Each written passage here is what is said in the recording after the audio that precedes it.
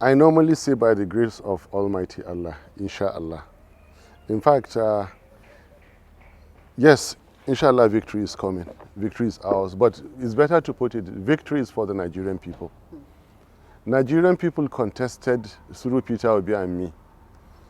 Peter Obi and me didn't just contest in our own right.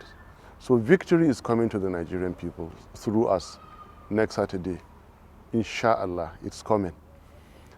In addition to that, I can just tell you, out of 18 political parties that have filed presidential candidates, it may be in order to say 15 of them are nearly nowhere to be found. Out of the remaining 3, 2 of them have misconfigured themselves to win elections in 2023. They have misaligned with Nigerian political history. And that is what leaves only Labour, the only party waiting to be declared winner. And in this last, that's Trump card? No, our Trump card is that we are the best candidates. Okay. That's our Trump card. But I'm telling you the reality on ground. These 2 other political parties, yes, they are on the ballot paper to waste Nigerians' time. They are wasting our time. They are overheating the polity. None of them can be declared. None of them can win elections. And I have my logical reasons.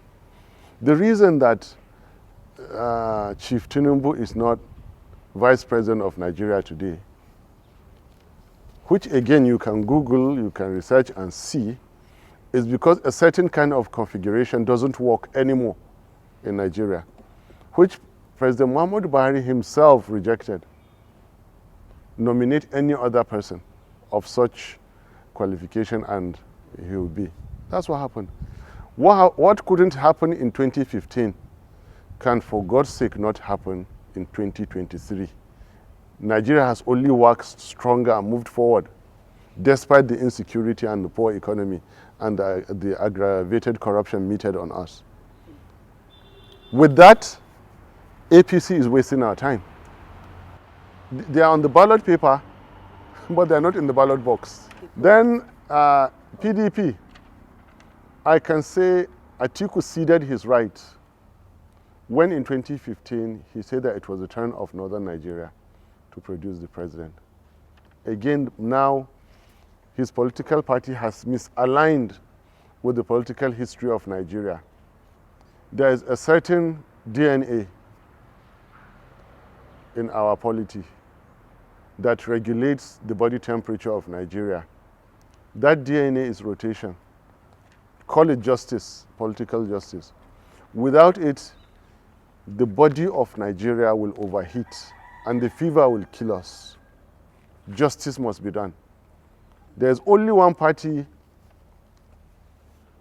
rightly configured, in place, with the right attitude, with the right candidates to win the election, Labour Party. I repeat, others are wasting our time. I don't trust, with due respect, I don't trust them much. Hear what I said again. I don't trust them much. I don't.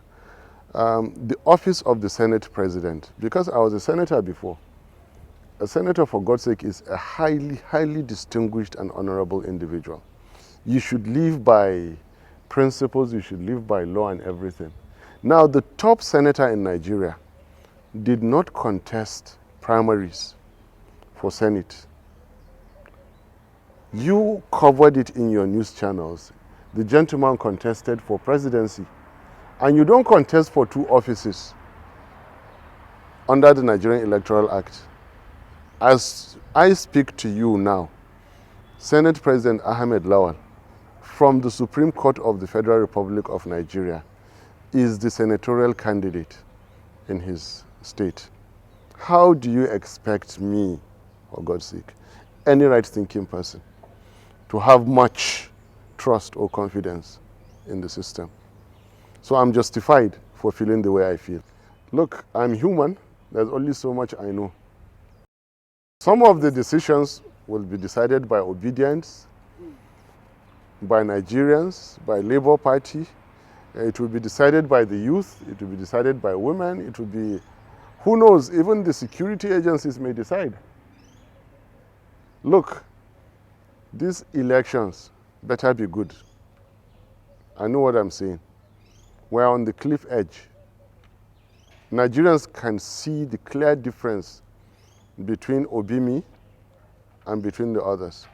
And Nigerians are feeling what they are feeling. Come and do something differently is between you and Nigerians. I don't know that answer. Thank you for this question. With all modesty, Nigeria has been presented with the best possible candidate there is around. Politicians, leaders like Peter Obi come probably once in a generation. And the kind of choice of running mate that he made, forget that I'm the one speaking. He went for somebody that is very, very unique, something to point at, issues to protect, and all that. Nigerians have been presented with the kind of ticket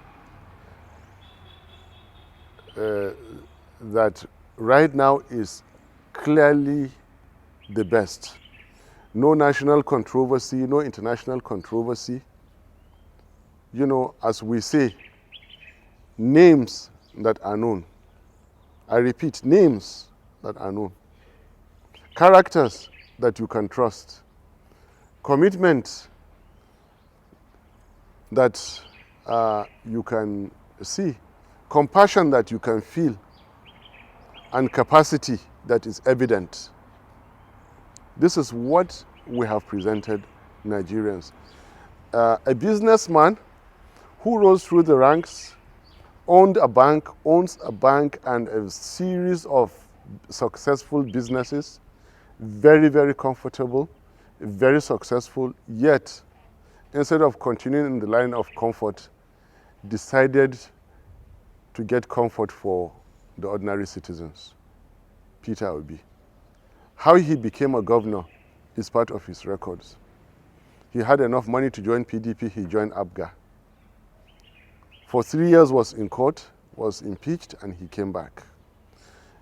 I don't see any governor that has dented Nigerian political history like Peter Obi. The records of Peter Obi, 8 years without borrowing a penny, 75 billion naira of 2014 left for the state, refused to sign the law to collect money. Not only are others not planning to emulate him, they are even planning to bury that record because they know none of them can do anything close to that record. So you are now speaking about the best performing governor in our Fourth Republic, Peter Obi. Okay, now how he went. APC is actually probably conducting its own parallel election in which their own beavers will communicate to their own INEC and then they will announce that they are the winners. So if they announce their own poll, it is the least of my worry. The least of my worry. APC cannot even win Lagos today. This is a party, it's already at war with itself in the election month. They are at daggers drawn. This is a political party that has not fulfilled one promise. The governor of the state that gave Buhari 1.9 million votes, the highest votes, last week said that in 8 years, Muhammadu Buhari has not achieved anything. APC can do anything, APC can say anything. But one thing I know is that whatever they say, I don't believe. Whatever they do never scares me.